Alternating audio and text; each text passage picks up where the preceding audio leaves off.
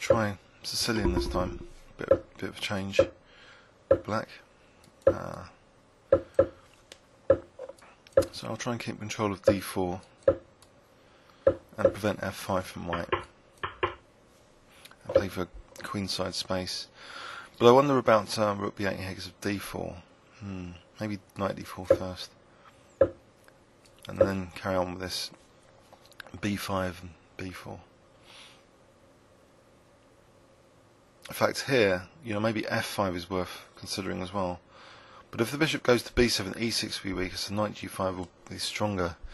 So that's something to bear in mind. Anyway, b4 seems to be a threat, so I think, I'm tempted almost to play a5 and then a4. So I guess I should let b4 happen.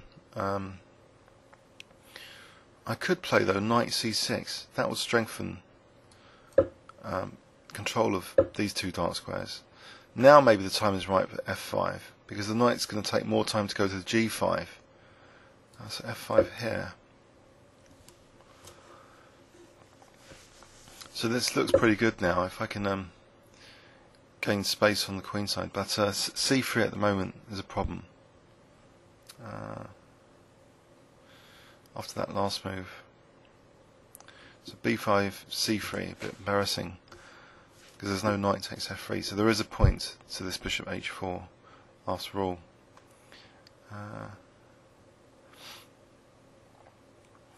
So I wonder if e5 is worth considering. Give the knight an escape square back, but then I weaken d5.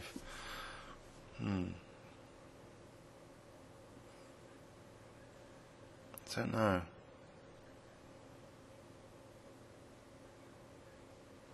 Maybe here queen a5 is quite good. Just offering an exchange of queens. I might try that. If c3, then knight b5.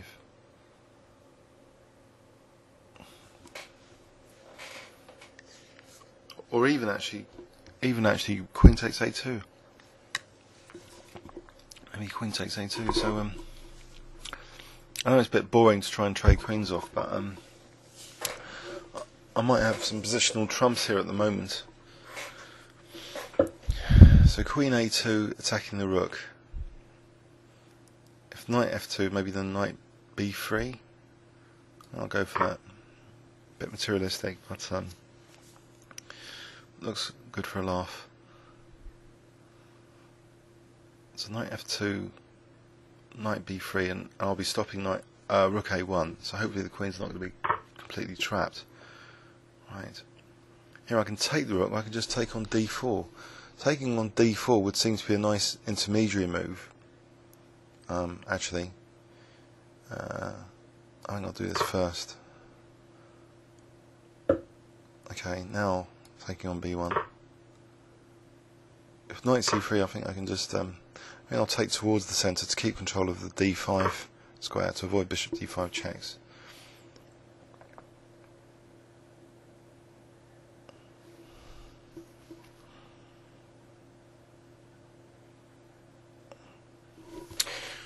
Right.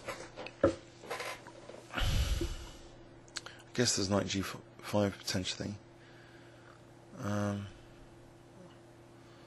I could play h6 to stop that kind of thing. Yeah, I think I will actually, just in case. Knight g5 and rook e1 becomes stronger.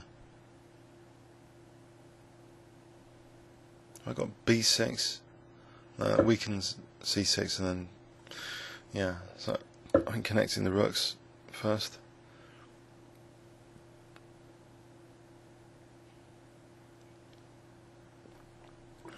So pleasant position here.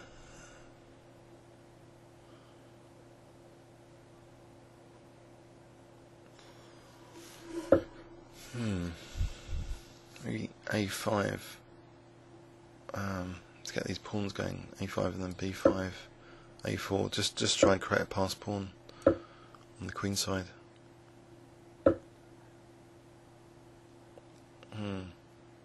Okay, I guess knight f2 is becoming a threat, but I think I'll wait for it to happen. So I think b4.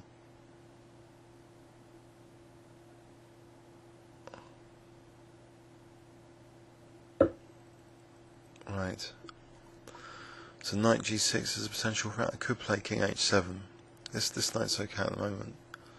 King h7 to stop that. Knight g6. Yeah.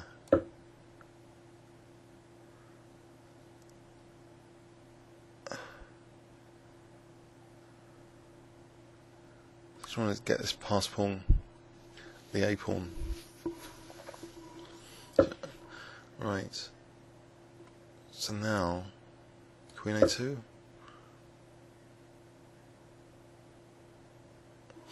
So, I want to try and keep that blockade on f5.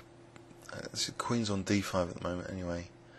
So, is it worth actually taking on g4? This knight would seem dangerous. I don't want to give that knight either e4 or g4. So continuing with the a pawn attack now.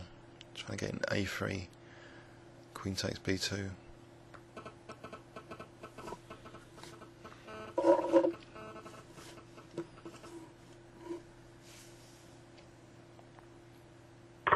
Alright, I'll take on f5.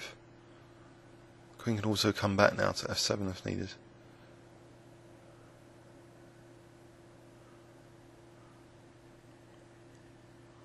I guess there's knight e4 tempting like a piece sack. I don't have to take on e4, but if I don't, d6 is a bit weaker. That's an interesting move as well. Let's play rook c8. So protecting and also threatening knight, maybe knight e5.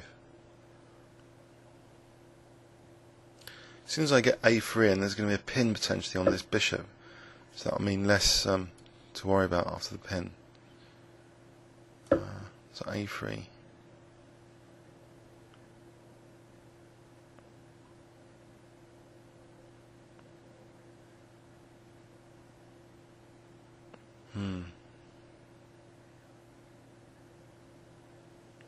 Seems quite crushing. It's past a pawn combined with the queen. It's kind of useful there actually, eyeing the king.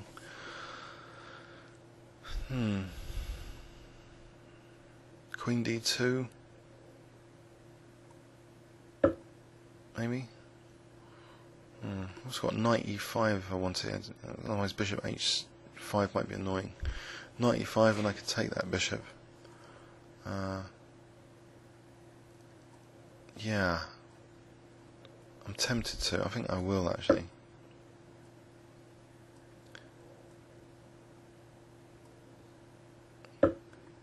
So here, knight takes f3. Now I've also got just b3 threatening rook c2 now, so that looks good. Driving these pawns even more forward, because then ab, and that looks really kind of dire for white. So have to spend time. I mean, rook c2 looks to be almost like checkmating the queen anyway if the king moved.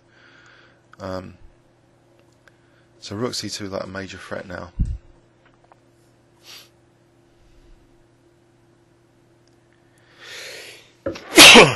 Okay, I can still play rook c2 here. I think I will do, because I think I've got rook e8 now in this position. Rook e8 with another pin on the queen now, as well as the pin this way, and there's a pin that way. So rook e8.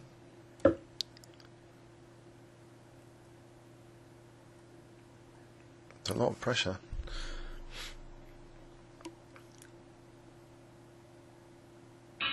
Okay, the opponent's resigned. Let's have a quick look. So Sicilian defence, trying to keep control of d4 and f5 in this variation. Gain the queenside advantage. I felt it was important to stop b4 a little bit, so this other knight. On the other hand, you know, white playing for c3. So queen a5, I don't know what you think about this. It's annoying because white doesn't really want to exchange queens, and if he doesn't, he just loses the a2 pawn and loses the exchange. So is the exchange down, and not really for much attack, it seems. I mean, my queen side, you know, these pawns are just lethal, so I don't have to just sit and watch. I can actively get counterplay on the queen side. And so once the pawn came to a3, it just, you know, this winning light square bishop didn't help either, because it's like weakening the second row a bit more as well. So 2 pins here, and